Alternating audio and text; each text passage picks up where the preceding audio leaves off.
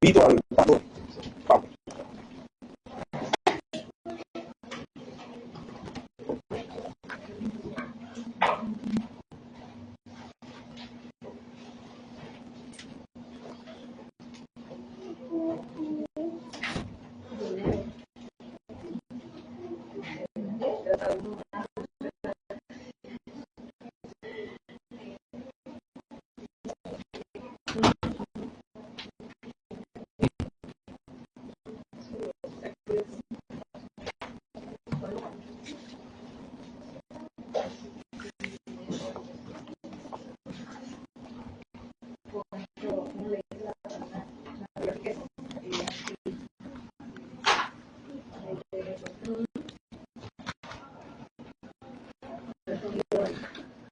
Buenos días, hermanos.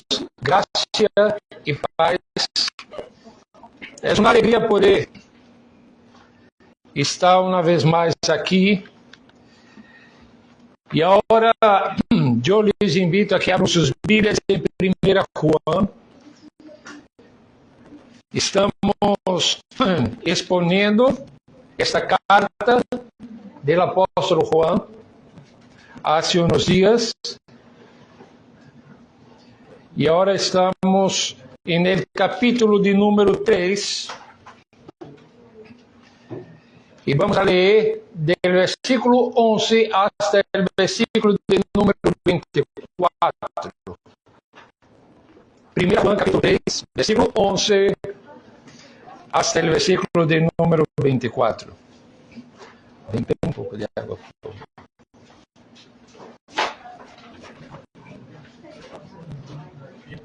Versículo 11 dice: porque ese es el mensaje que habéis oído desde el principio, que nos amemos unos a otros, no como Caín, que era del maligno y mató a su hermano. ¿Y por qué causa le mató? Porque sus obras eran malas y las de su hermano justas. Hermanos míos, no os extrañéis si el mundo os aborrece.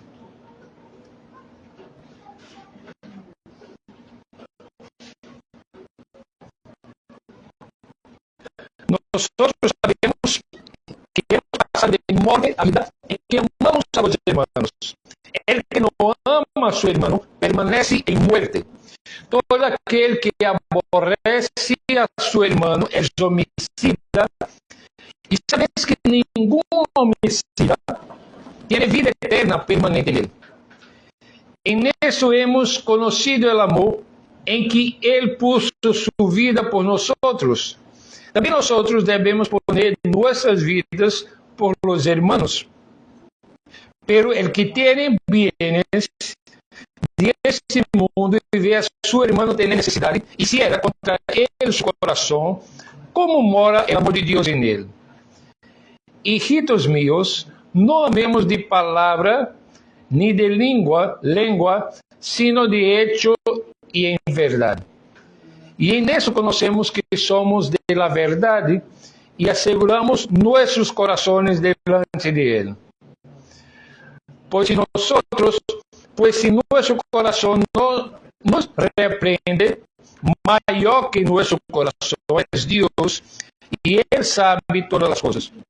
Amados, si nuestro corazón no nos reprende, confianza tenemos en Dios, y cualquier cosa que pidiéramos, la recibiremos de Él, porque guardamos sus mandamientos y hacemos las cosas que son agradables delante de Él.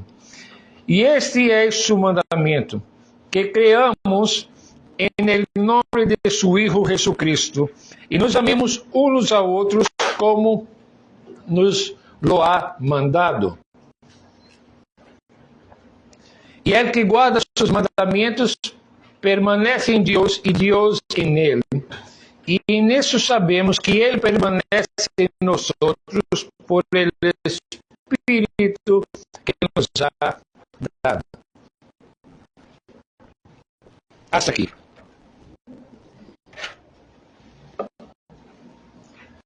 Vamos a orar. Gracias, Señor, por tu palabra. Y Graças por essa manhã, graças também por cada um que já permitido estar aqui com nós outros para oferecer esta adoração, Senhor. Pedimos que o Teu Espírito, o Senhor mesmo, nos capacite a compreender o texto que acabamos de ler. Ajuda-nos e transforma nosso coração para a glória de Tu nome. Em nome de Jesus. Amém. Quero começar compartilhando uma história que comoveu o mundo há alguns anos.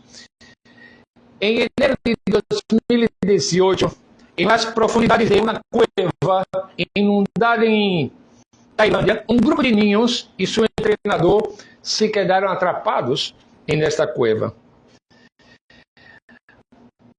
E um buzo chamado Saman Punan, da Marina tailandesa, sacrificou sua vida durante a operação de resgate. O oxigênio de seu tanque se agotou mientras entregava suministros essenciais para manter vivo a los niños. E esse acto extraordinário de sacrifício, entregar voluntariamente a vida por desconhecidos, nos comove profundamente porque reconhecemos em ele algo transcendente, algo sobrenatural, algo que ressuena com o que significa ser humano nesse sentido mais nobre da palavra. Mas nós vivimos em uma época onde a palavra amor se ha devaluado consideravelmente. Se usa a palavra amor para descrever emoções passageiras, por exemplo, para descrever a atração física ou incluso presenças triviais. Nós decimos, amamos essa canção, amamos esse restaurante, amo a essa pessoa, e hacemos isso de maneira casual. El amor reducido muitas vezes a um sentimento, a uma emoção que vem e vai segundo nosso estado de ânimo. Pero o apóstolo Juan escreveu sua primeira carta à igreja de Asia Menor, às igrejas de Asia Menor, hasta finales do primeiro século. Estava abordando uma compreensão de amor infinitamente mais profunda e transformadora. E essas comunidades cristianas enfrentaram graves problemas. As igrejas estavam enfrentando falsos maestros, estes que haviam se infiltrado em suas igrejas, promovendo ideias que negavam a encarnação de Cristo, separavam a fé da conduta ética e dividiam a comunidade. E em resposta, Juan escreve para clarificar a verdadeira natureza do discipulado cristiano. E lo hace centrando-se em um tema transformador, um tema fundamental para a fé cristiana, que é o amor. Esse tema recorre toda a carta de Juan. E hoje vamos a explorar o texto de 1 Juan 3, de 11 a 24, um passagem que nos revela uma verdade central. O amor em ação não é uma opção para o cristiano, sino el latido visible de um coração transformado por Cristo. E em los próximos minutos vamos explorar 3 realidades fundamentais sobre o amor cristiano que Juan nos apresenta nesse passagem profundo e desafiante. O primeiro ponto é o contraste radical dos caminhos opostos. Juan sempre vai a trabalhar com haciendo contrastes. Já vimos a luz e as tinieblas, o amor e o ódio. Então, Juan utiliza de los contrastes a lo largo de su carta. Y aquí Juan empieza ese pasaje con una declaración contundente. Mira, ¿qué dice Juan? Porque ese es el mensaje que habéis oído desde el principio, que nos amemos unos a otros. Y la palabra que Juan utiliza para mensaje é um termo um pouco que enfatiza o caráter central e autoritativo de este mensaje, de essa enseñança. E nós estamos ante uma sugerência ou um bom conselho, estamos ante o núcleo mesmo do Evangelho. Notem que Juan disse que esse mandamento lo había oído desde o princípio. E isso tem um doble significado. Por um lado, pode referir-se ao princípio de sua vida cristiana, desde que abraçaram sua fé, e esse mandamento estava no centro, mas também nos remite ao princípio do ministério de Jesus. E no Evangelho de Juan, Jesus declara: um mandamento novo os dou, que ameis uns a outros como eu os he amado, que também os ameis uns a outros. E nisto conocerão todos que sois meus discípulos, se tuvieres amor uns por outros. E esse amor recíproco entre os crentes é a marca distintiva de nossa identidade cristiana. Então, quando as pessoas miram a nós e podem ver o amor de Cristo manifesto em nossas vidas, estamos dando um bom testemunho. Pero quando o mundo mira hacia nós e vê que peleamos uns com os outros, aí estamos dando um mau testemunho. E aí, na sequência, dramático, pegando exemplo negativo de Caim. Juan vai dizer no verso de número 12: não como Caim, que era maligno e matou a seu irmão. E por que causa ele matou?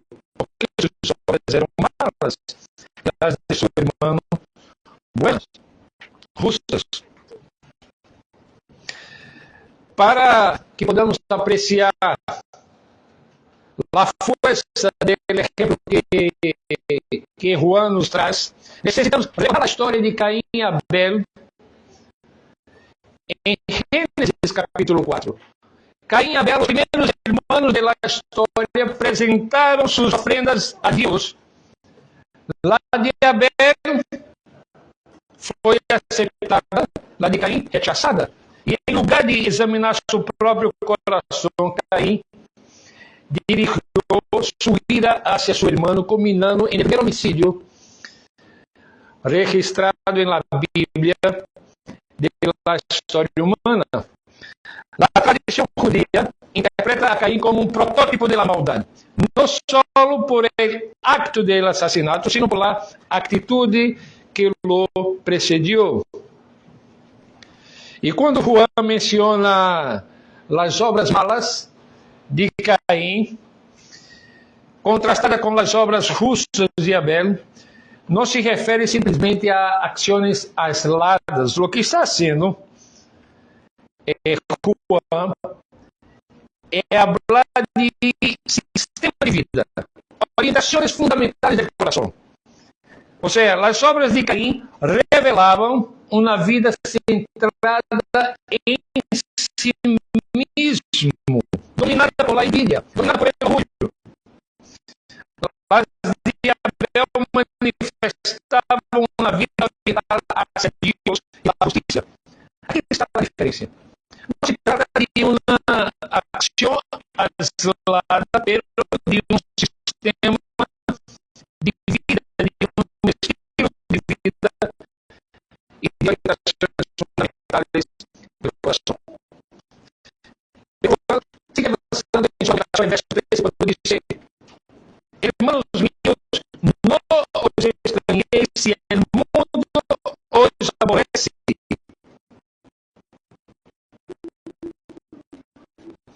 E o verbo aborrecer aqui significa um desagrado, não só desagrado, senão hostilidade ativa.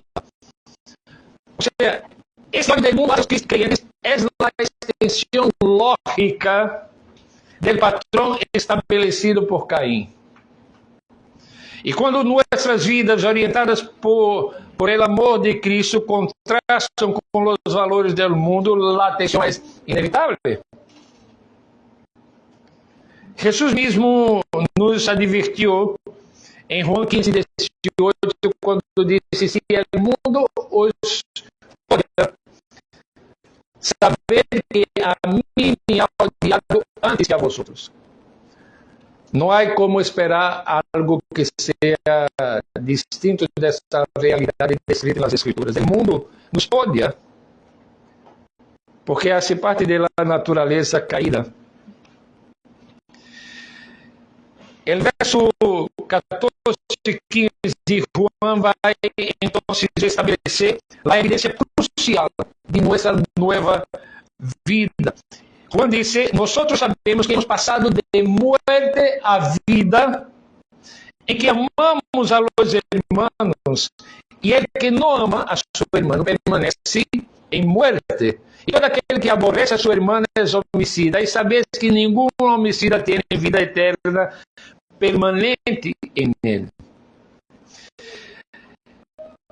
Quiero llamar la atención para la expresión hemos pasado de muerte a vida.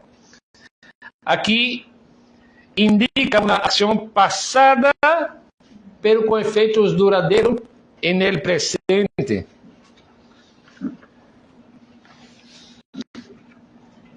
Y la conversión genuina produce un cambio de estado permanente, un traslado del reino de la muerte espiritual al reino de la vida.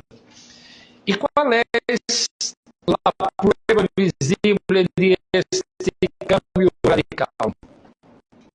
Es el amor por los hermanos. Cuando nosotros somos capaces de amar a los hermanos y hasta a los enemigos,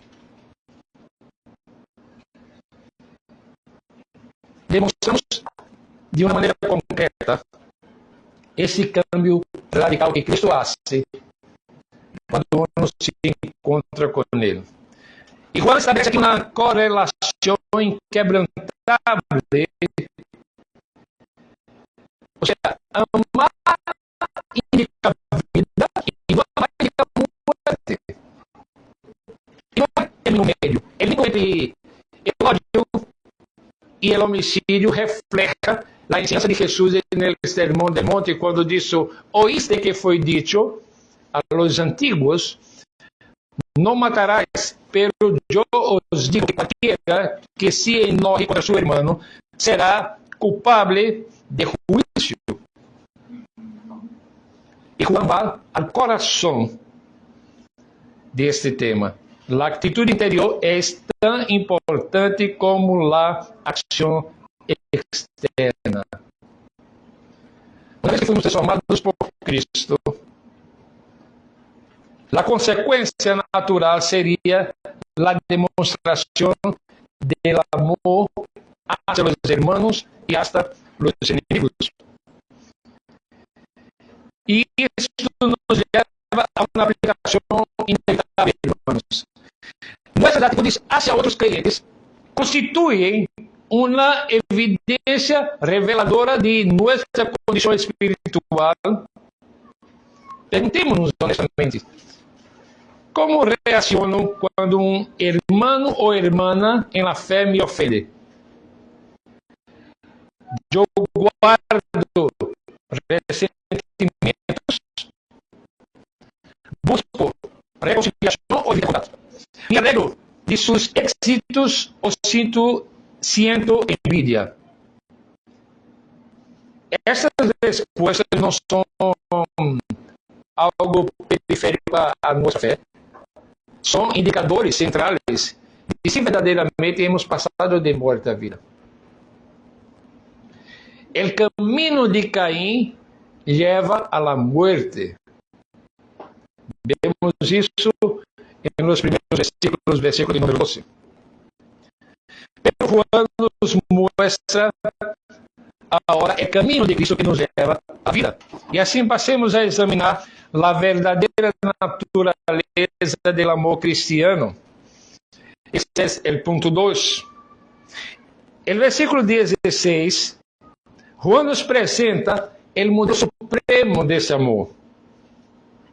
En esto hemos conocido el amor, en que Él puso su vida por nosotros.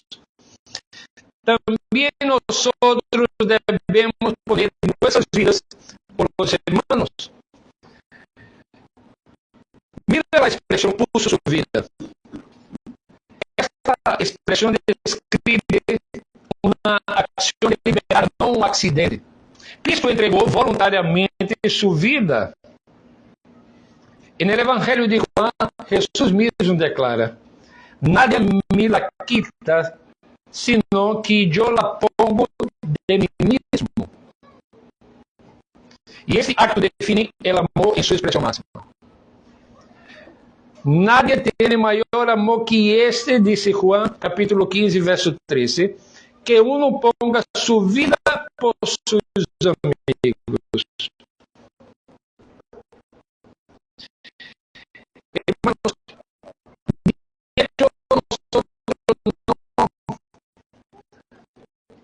no podemos pensar en poner nuestra vida por los hermanos de salvación de Cristo, pero adelante con la iglesia podemos dar nuestra vida por los hermanos. Esto revela algo fundamental. El amor no es principalmente un sentimiento, sino una acción sacrificial. En 1 Juan 4:8 leemos la afirmación de que Dios es amor. No simplemente que Dios experimenta amor o lo demuestra ocasionalmente, sino que el amor es su esencia misma. Dios es amor. Y en la cruz nosotros vemos la manifestación suprema del amor de Dios por nosotros, al dar su Hijo por nosotros. Pero Juan no se detiene en la contemplación del sacrificio de Cristo. Juan inmediatamente estabelece nuestra responsabilidad diante de este tan grande amor. Juan va a decir, también nosotros debemos amar, poner nuestras vidas por los hermanos. Y aquí usa lo mismo verbo, poner. El amor de Cristo no es solo un ejemplo inspirador, es un modelo que estamos llamados a imitar. Debemos amar de manera sacrificial también. ¿Y qué significa poner nuestra vida por los hermanos? Aunque puede incluir el martirio físico, como muchos cristianos han experimentado a lo largo de la historia, para la mayoría de nosotros implica lo que podríamos llamar pequeñas muertes diarias. O sea, renunciar a nuestras preferencias por el bien de otros, sacrificar tiempo y comodidad para servir, estar dispuestos a ser vulnerables, perdonar cuando nos han herido. Y cuando imitamos el amor sacrificial de Cristo, manifestamos nuestra identidad como hijos del Padre Celestial. Y Juan pasa de lo sublime a lo práctico en el verso de número 17, cuando dice, pero el que tiene bienes de este mundo y ve a su hermano tener necesidad y cierra contra él su corazón, ¿cómo mora el amor de Dios en él? La expresión bienes de este mundo se refiere a los medios materiales de subsistencia. Y Juan reduce el principio del amor sacrificial a una aplicación concreta y verificable. Compartir recursos materiales con los hermanos necesitados es una prueba de amor cristiano. La imagen que Juan usa con la expresión cerrar el corazón apunta a un término visceral en griego que tiene que ver con el centro cultural de las emociones más profundas. Describe, por lo tanto, la supresión deliberada de la compasión natural. Y la pregunta retórica es, ¿cómo mora el amor de Dios en él? Y esa pregunta no está respuesta porque es evidente, no es posible. No es posible uno que dice conocer a Cristo y amar a Cristo no ser capaz de amar a su hermano. No es posible. Y Juan expone la contradicción de proclamar amor a Dios mientras ignora las necesidades tangibles de los hermanos. La iglesia primitiva entendió profundamente esta enseñanza. Y podemos ver esto en Hechos capítulo 2, versículos 44 y 45, que dice, todos los que habían creído estaban juntos y tenían en común todas las cosas, y vendían sus propiedades y sus bienes, y lo repartían a todos según la necesidad de cada uno. Esta prática não era um experimento socialista como alguns tentam fazer ao utilizar este texto de Hechos, sino se refere mais à expressão natural do amor fraternal hacia os hermanos. Nadie era obrigado a vender suas propriedades y a donar, pero lo hacía en amor, por reconocer la necesidad del otro. Tertuliano, un teólogo del siglo II, reportaba que los paganos observaban a los cristianos y exclamaban, miren cómo se aman los unos a los otros. ¿Cómo se aplica isso a nosotros hoy? Quando vemos hermanos que enfrentam desemprego, enfermidade, crises familiares, respondemos com compaixão prática ou nos limitamos a buenos deseos? Nossos pressupostos personais e eclesiásticos refletem prioridades centradas no amor ou en el conforto y la seguridad. Juan concluye esta sección con un llamado a la autenticidad en el versículo del número 18. Hijitos míos, no andemos de palabra ni de lengua, sino de hecho y en verdad.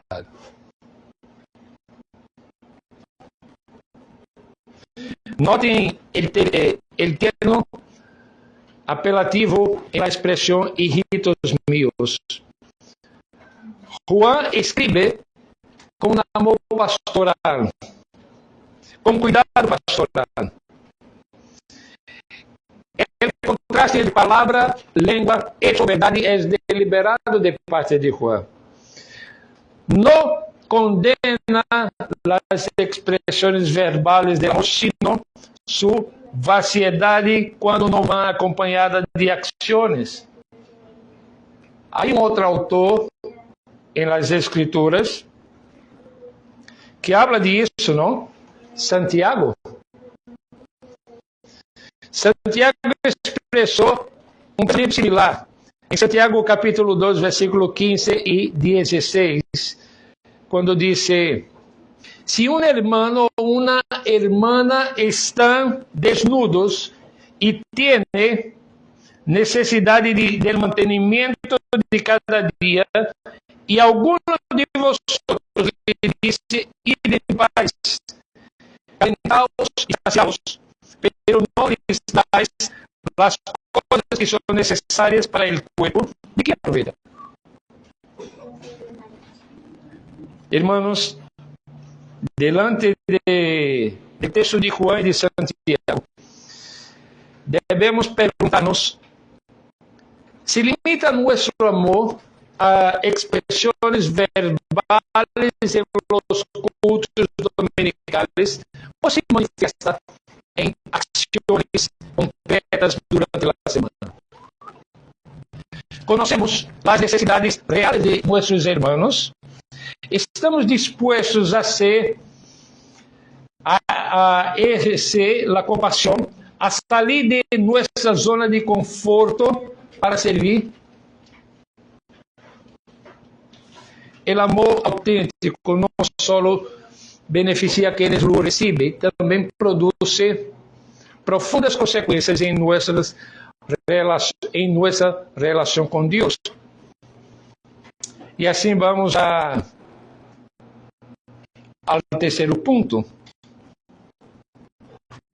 Vamos a ver cómo el amor transforma nuestra vida espiritual. El tercer punto es las consecuencias transformadoras del amor. Y Juan describe la primera consecuencia en los versos 19 a 21, que dice: y en esto conocemos que somos de la verdad y aseguraremos nuestros corazones delante de Él. Pues si nuestro corazón nos reprende, mayor que nuestro corazón es Dios, y Él sabe todas las cosas. Amados, si nuestro corazón no nos reprende, confianza tenemos en Dios. Y quiero empezar el comentario de esos versos, considerando la expresión "somos la verdad". Esta expresión indica pertenencia espiritual.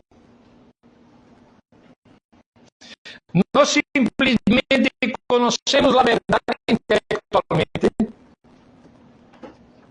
pertenecemos a ella, somos caracterizados por ella, tenemos una vida modelada por ella, y esa pertenencia se manifiesta en amor práctico. Juan aborda luego un fenómeno espiritual común: la conciencia acusadora. Todos experimentamos momentos de duda sobre nuestra salvación, momentos en que nuestro corazón nos reprende. Y la palabra griega aquí implica autocondena. Y en este caso, ¿cómo encontramos paz cuando nos sentimos indignos? Cuando tenemos dudas quanto à salvação, quanto ao amor de Deus. E Juan oferece duas perspectivas complementares. Primeiro, reconoce a grandeza de Deus, maior que nosso coração é Deus, e Ele sabe todas as coisas. Deus conhece nossos fracassos, sino também nossa fé genuína, aunque imperfeita. E como declarou Juan Calvino, Deus é maior que nossos corações, não para condenar-nos com maior severidade, sino para dispersar as tinieblas que nos desconcertam. A segunda perspectiva que Juan apresenta señala que quando praticamos o amor auténtico, nosso coração deja de condenar-nos, produzindo confiança ante Deus. E esta palavra, confiança, aqui significa literalmente liberdade de expressão. A capacidade de falar abertamente, sem temor de Deus. E ela no prático não gana nuestra salvação, é verdade, pero confirma sua realidade e fortalece nuestra seguridade. Has experimentado essa dúvida coletiva sobre tu relação com Deus? Has tenido momento onde tens dúvidas quanto a tu salvação? Juan sugere um remédio prático. Ejerce o amor concreto hacia tus irmãos. E quando obedecemos ativamente o mandamento de amar a los irmãos, nossas dúvidas diminuem porque vemos evidência tangível da obra do Espírito Santo em nós. De maneira natural, nós somos egoístas, não? Queremos as coisas, queremos desfrutar de las coisas, pero el que conhece a Cristo, el que foi regenerado por el Espírito, é capaz de amar de uma forma tangível. E Juan estabelece uma conexão entre a obediência e a eficácia da oração. Isso requer uma clarificação cuidadosa. Mira, o verso 22 diz: e qualquer coisa que pedimos, la recibiremos bien, porque guardamos los mandamientos y hacemos las cosas que son agradables delante de Él. Eso no sugiere una relación transaccional donde ganamos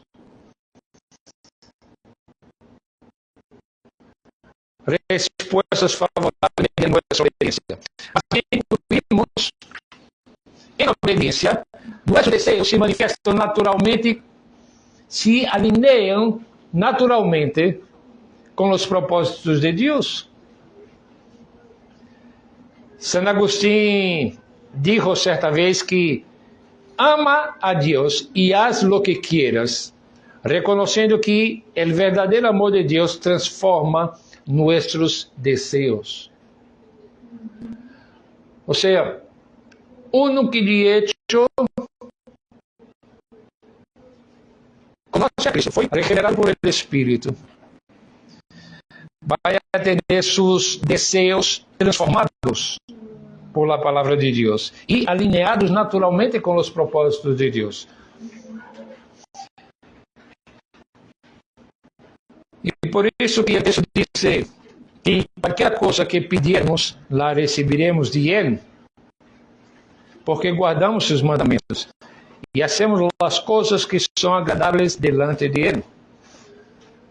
Ou seja, hemos sido transformados por sua palavra, guardamos seus mandamentos, somos moldeados por eles. E então, quando nos ponemos delante de Deus em oração, com um coração transformado dessa maneira, vamos pedir de uma maneira que nossos desejos se alineen com os propósitos de Deus. Versículo 23, Juan apresenta o fundamento doble de nossa fé. E diz: e este é su mandamento, que creamos em nome de Jesus Cristo e nos amemos uns a outros como vos lo ha mandado. Que você utiliza todo o mandamento divino em dois elementos inseparáveis. O primeiro, fé em Cristo, e amor mútuo. E é significativo que eu utilize aqui a palavra mandamento em singular, aunque descreve duas ações. Para Juan, creer e amar não são mandamentos separados, sino dois aspectos de la misma respuesta al Evangelio. Si yo afirmo creer en Cristo, yo debo amar a los hermanos. Y finalmente Juan concluye con la permanencia mutua y el testimonio del Espíritu en el verso 24.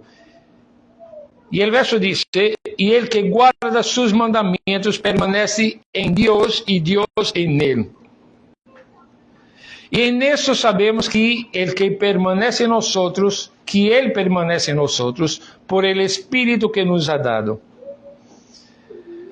Aquí la palabra, el verbo permanecer es central en los escritos de Juan. Aparece como 40 veces en el Evangelio y 24 veces en sus cartas y expresa una relación continua, dinámica e íntima con el Señor. La guardia de los mandamientos expresadas en amor práctico no gana la permanencia, sino que la manifiesta. La manifiesta y también la permanencia no se gana con el amor práctico, sino que la manifiesta. E note a reciprocidade que Juan aponta aqui. Nós permanecemos em Deus e Deus permanece em nós. E essa mutualidade expressa o mistério profundo da comunhão com Deus. E certa vez, Jonathan Edwards hizo la siguiente afirmación: la finalidad para la cual Dios hizo el mundo fue para comunicar su propia plenitud infinita. Dios desea habitar en nosotros, compartir su vida divina con nosotros. ¿Y cómo sabemos que esta habitación divina es real? Juan nos responde diciendo: por el Espíritu que nos ha dado. El Espíritu es el sello y la garantía de nuestra relación con Dios. La base para eso está en Efesios capítulo 1, versículos 13 y 14. Y el Espíritu produce en nosotros el fruto del amor, como podemos ver en Gálatas capítulo 5, versículo 22. E quando experimentamos impulsos internos hacia el amor sacrificial, estamos sintiendo a obra do Espírito que confirma nossa tendência a Deus. Imagina uma pessoa que traz anos de alcoolismo, encontra a Cristo e experimenta a transformação.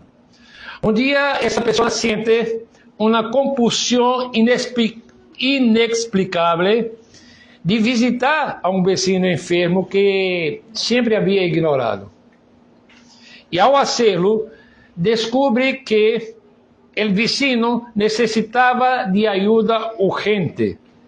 E este impulso hacia el amor no simplesmente refleja a bondade humana, pero es el testimonio interno del Espíritu que confirma: eres hijo de Dios.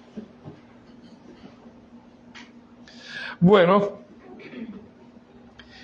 llegamos ao final de este texto e aqui hemos explorado 3 dimensões fundamentais do amor cristiano.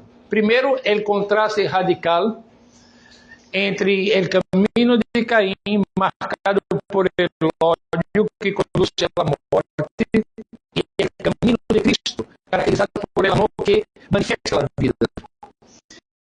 Segundo, a natureza do amor autêntico, definido por Juan, por el sacrifício de Cristo e expressado em ações concretas hacia nossos irmãos. E terceiro, as consequências transformadoras desse amor que produzem seguridade ante Deus, eficácia em la oração e confirma a permanência do Espírito em nós.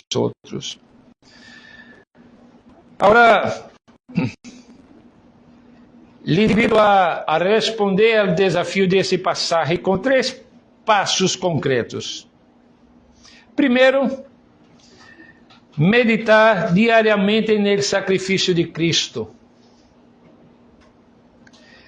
e ver as implicações desse sacrifício em nossa vida cristiana. Como disse al princípio, nós não podemos dar nossa vida sacrificialmente de maneira salvífica por nadie. Pero podemos sacrificar algumas coisas em nossa vida para demonstrar o amor hacia os hermanos. Segundo, estar atento a las necessidades concretas de nossa comunidade de fé. Abram seus olhos a las necessidades que los rodeiam. Quizás alguém está lutando financeiramente ou enfrentando enfermidade ou simplesmente necessita de companhia. E estemos dispostos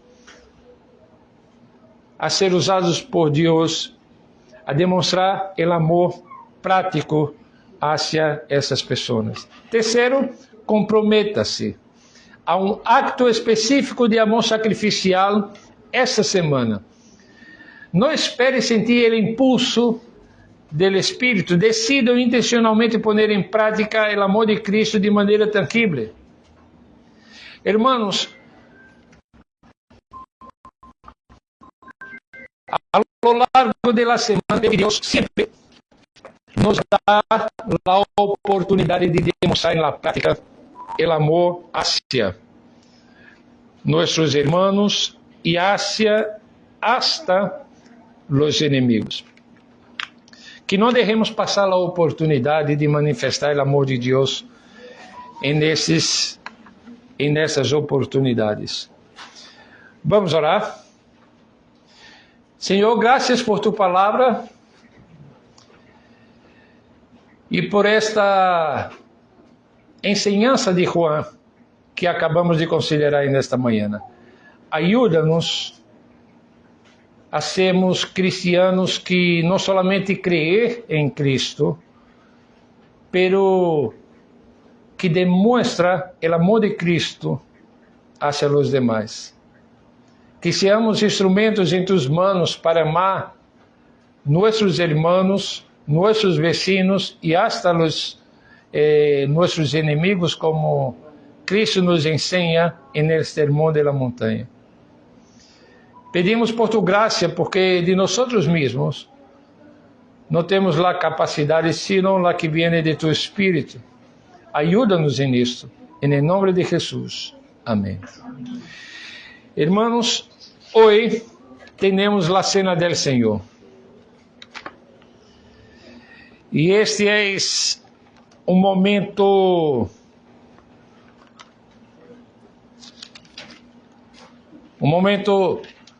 fundamental,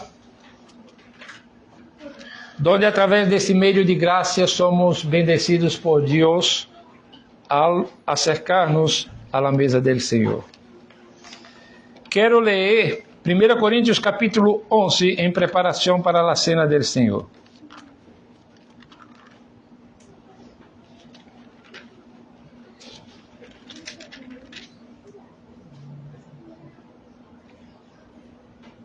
A partir do versículo 23. Porque eu recebi del Senhor lo que também os he enseñado, que el Senhor Jesús, la noche en que foi entregado, tomou pan e, havendo dado gracias, lo partió y dijo: tomad, comed. Esto es mi cuerpo que por vosotros es partido. Haced eso en memoria de mí.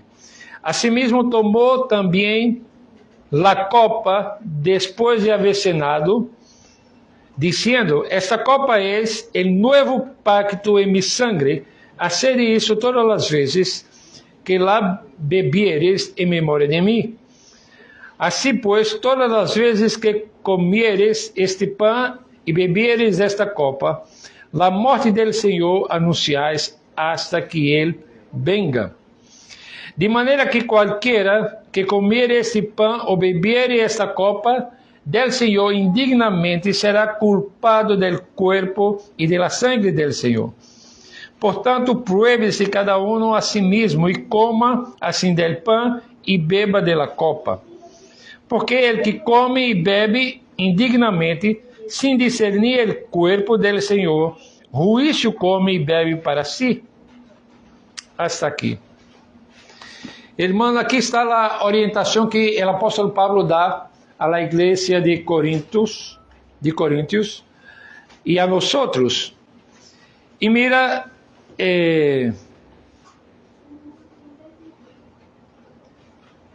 o versículo 18 diz, 28, portanto, proíbe-se cada um a si mesmo e coma assim del pão e beba de la copa. Isso é importante. A vezes, quando faz uma autoevaluação, se considera indigno de participar da mesa.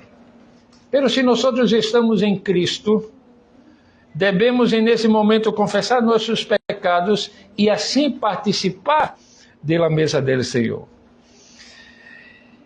E na igreja presbiteriana, a mesa do Senhor não é cerrada a los miembros da igreja local, é aberta a todos que confessam a Cristo como seu Senhor e Salvador, a todos que estão em comunhão com sua igreja, que não estão bajo disciplina e, por lo tanto, podem participar também conosco desta mesa. Essa é a mesa que o Senhor põe. E essa mesa aponta hacia atrás, o sacrifício de Cristo, e aponta hacia adelante, quando aponta a la esperança de beber com Cristo outra vez, quando venga por segunda vez. Assim, vamos a ter um tempo de oração silenciosa, e depois todos estão invitados a participar da cena, se estão dentro das orientações que apresentamos aqui. Vamos a ter um tempo de oração silenciosa, depois eu farei uma oração e assim vamos participar do pão e da copa do Senhor.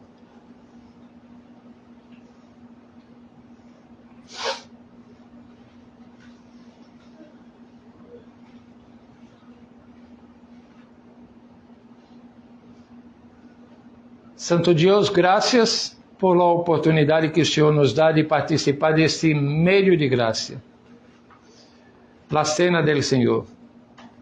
Reconhecemos que somos pecadores, que somos imperfeitos delante de Ti, pero confiamos em el perdão, em los méritos de Cristo.